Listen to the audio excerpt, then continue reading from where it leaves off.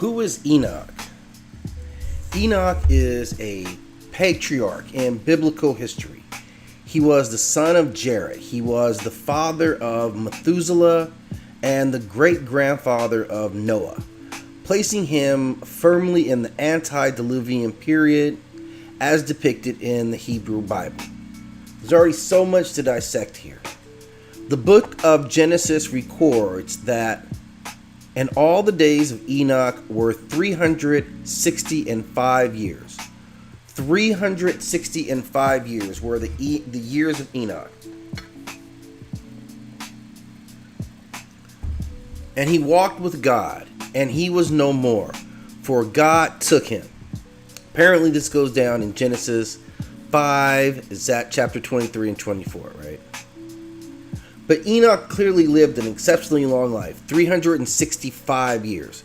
That was the day of Enoch. What happened between man in that period of time? And he was the father of Methuselah, right? And didn't Methuselah live like 900 years, right? So pretty powerful. I don't know how long Noah lived, okay. But continuing on. This passage is interpreted in certain Jewish and Christian tradition as signifying that Enoch was taken by God and ascended to heaven, right?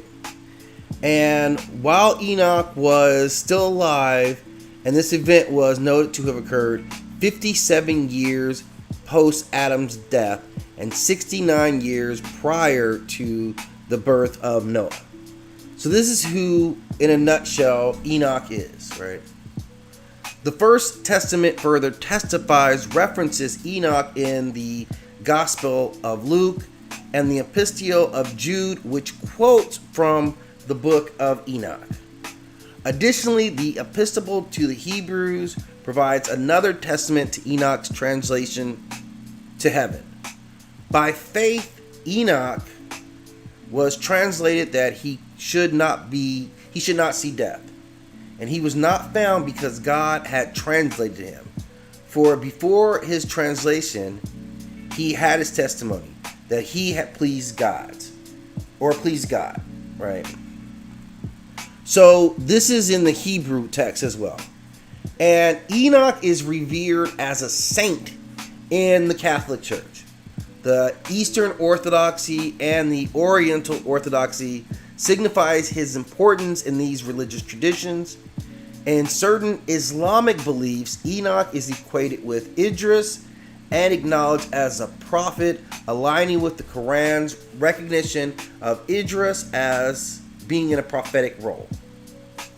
Enoch is undeniably a prominent figure from the antediluvian era and occupies a crucial role in the Old Testament. Right. So understanding Enoch or Enochian literature is clearly very significant. So we're gonna dig deeper into like how deep Enoch literature is. Right. Despite this, both the Hebrew Tanakh and the Septuagint and the Greek translation of the Hebrew Bible exclude the Book of Enoch. It failed to achieve canonical recognition among Jewish or early Christian audiences, right? However, church fathers like Justin Martyr, Anthorgius of Athens, Irenaeus, Clement of Alexandria, Origen, Tertullian, and others esteemed Enoch very highly, often referring to the Book of Enoch and sometimes openly advocating for its spiritual status. Furthermore, it's also true that the citation of the Book of Enoch as a prophetic text by Jude played a pivotal role in fostering acceptance and usage of the Book of Enoch within early Christian circles. The central themes of Enoch, particularly those addressing the corruption of humanity by the Watchers, which is a huge title, found frequent mention in early literature.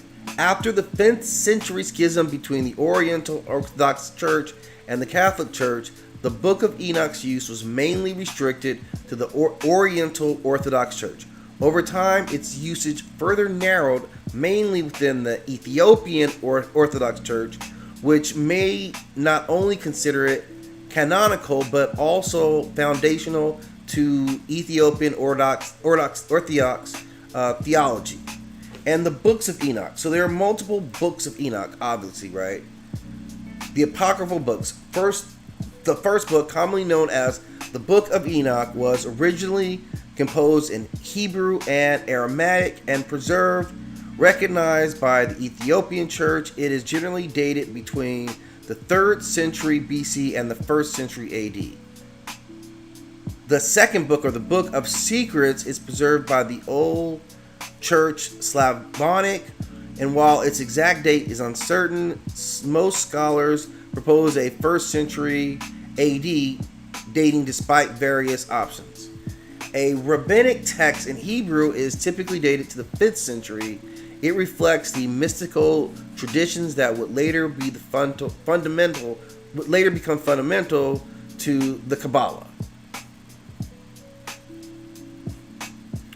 Wow.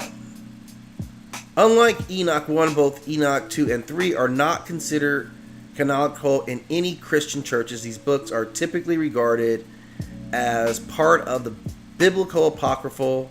They still hold a cultural importance for their insights into certain theologic and esoteric aspects, but their status as canonical texts is simply not recognized.